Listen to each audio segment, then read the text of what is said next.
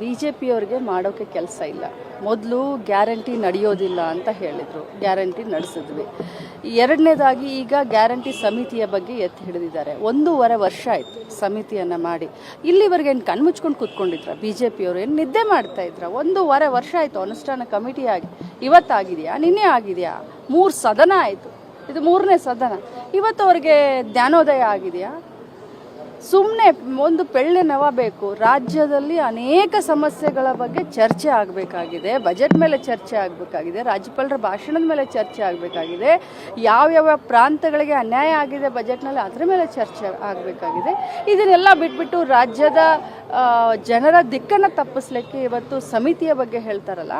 ಮಹಾರಾಷ್ಟ್ರದಲ್ಲಿ ಗ್ಯಾರಂಟಿಗಳನ್ನು ಘೋಷಣೆ ಮಾಡಿದ್ರು, ಲಾಡ್ಲಿ ಬೆಹನಾ ಅಂತ. ಲಾಡ್ಲಿ ಬೆಹನಾ ಇಲೆಕ್ಷನ್ಕಿಂತ ಮುಂಚೆ 2 ಕಂತನ್ನು ಹಾಕಿದ್ರು, 42,100 ರೂಪಾಯಿನ, 2,100 ರೂಪಾಯಲ್ಲಿ. ಈಗ ಬಂದ್ ಮಾಡಿಬಿಟ್ಟಿದ್ದಾರೆ. ಲಾಡ್ಲಿ ಬೆಹನಾ ದುಡ್ಡನ್ನು ಕೊಟ್ಟಿಲ್ಲ ಎಲೆಕ್ಷನ್ ಆದಮೇಲೆ. ನೀವು ಕೇಳ್ಬೋದು.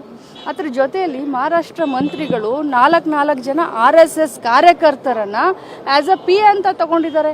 ಅವ್ರಿಗೇನು BJP ಪಗಾರ ಕೊಡ್ತಾ ಇದೆಯಾ, ಪೇಮೆಂಟ್ ಮಾಡ್ತಾ ಇದೆಯಾ, ಅಥವಾ ಮಹಾರಾಷ್ಟ್ರ ಸರ್ಕಾರ ಪೇಮೆಂಟ್ ಮಾಡ್ತಾ ಇದೆಯಾ?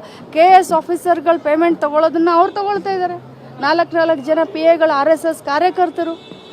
ಎಲ್ಲಿ ಅವ್ರ ಸರ್ಕಾರ ಇದೆಯೋ ಅಲ್ಲಿ ಕೆಲಸ ಮಾಡಿದ್ರೆ ಅವ್ರಿಗೆ ಚೆನ್ನಾಗಿ ಕಾಣುತ್ತೆ. ಎಲ್ಲಿ ನಮ್ಮ ಸರ್ಕಾರ ಇದೆಯೋ, ಕಾಂಗ್ರೆಸ್ ಸರ್ಕಾರ ಇದೆಯೋ ಅಲ್ಲಿ ಇವ್ರಿಗೆ ಕೆಟ್ಟ ಅನಿಸುತ್ತೆ. ಮೊಸರಲ್ಲಿ ಕಲ್ಲನ್ನು ಹುಡುಕುವಂಥ ಕೆಲಸ